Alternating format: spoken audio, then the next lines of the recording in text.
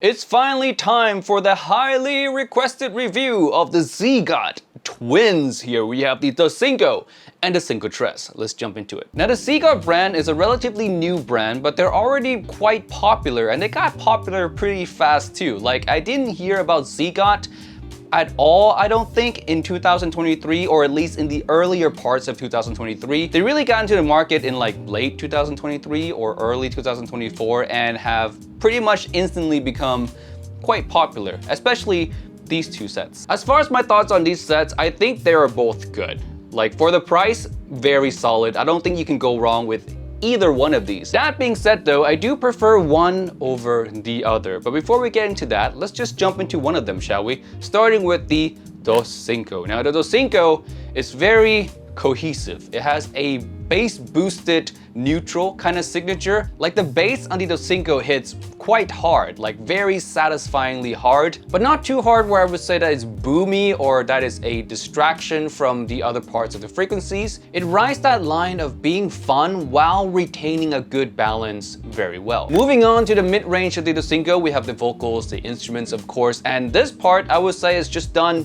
good.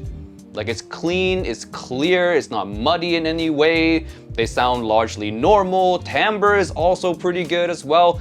Nothing to nitpick here. Now another aspect of the Doscinco that I think is quite good, though maybe less good than the mid-range and the bass, is in the treble. It is smooth. It's easy to listen to, non-offensive. I think it gives enough treble energy just to be like a solid cohesive IEM without feeling like it's really missing anything.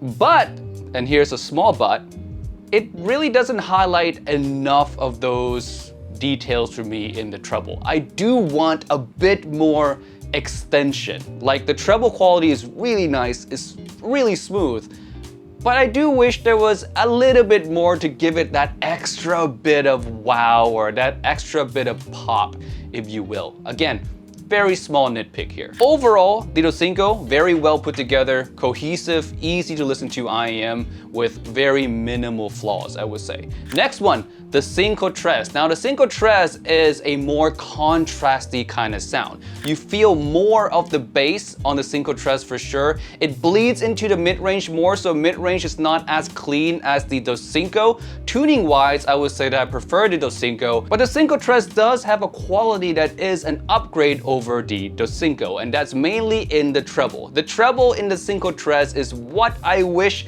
the Doscinco has. The same high quality smooth treble, but the Cincotres just has more of it. It showcases more of it. The way the treble is done gives the Cincotres a slightly bit of wow factor that the Doscinco doesn't have. The Doscinco, again, very good IEM, but it plays on the safe side, whereas the Cincotres takes a little bit of risks in terms of its tonality, but ultimately for me is the more exciting IEM. And if I were to pick one to be the definitive winner, I would pick the Cincotres slightly bit over the Doscinco. It's not a huge difference. They're both really good IEMs. It's just when I test these side by side, I just feel like this one has more, you know? Like for the price, it just feels like a more expensive IEM, if you will. Next is technical performance. Let's bring up my scale right here. And this is where these two IEMs are a bit more different from each other. The Doscinco I would put slightly bit above the Aria 2, whereas the Cincotres I would put more near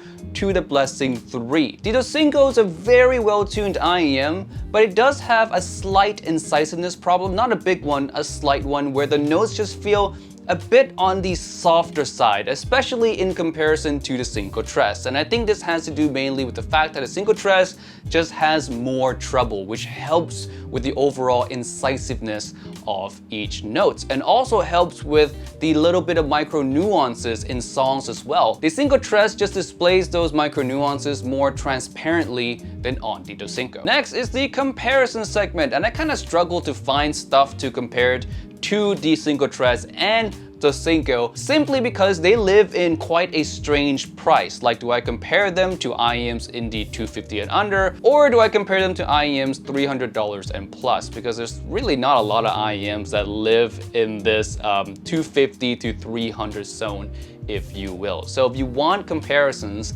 leave it down in the comment section and I'll make sure to reply to you there. But just for a rough, quick comparison, I would say the Hype 4, the Pilgrim, and the new Dust are above the Cincotres and Doscinco in performance, whereas the Alpha Performer 5 and the Pula PA02 are a bit under the Cincotres and Doscinco. And with that, we get to the final verdict now. I would give both IEMs a green thumbs up. I think both of them are really good. If you want a fun IEM, a more wowing IEM, the Cincotres is the better choice. But if you're more sensitive to treble, you want a safer IEM that really doesn't sacrifice in the fun department either, then Doscinco is a good choice. And with all that being said, thank you so much for watching this video all the way to the end. Stay tuned for more reviews in the future, and I'll see you guys in the next one. Peace out and bye.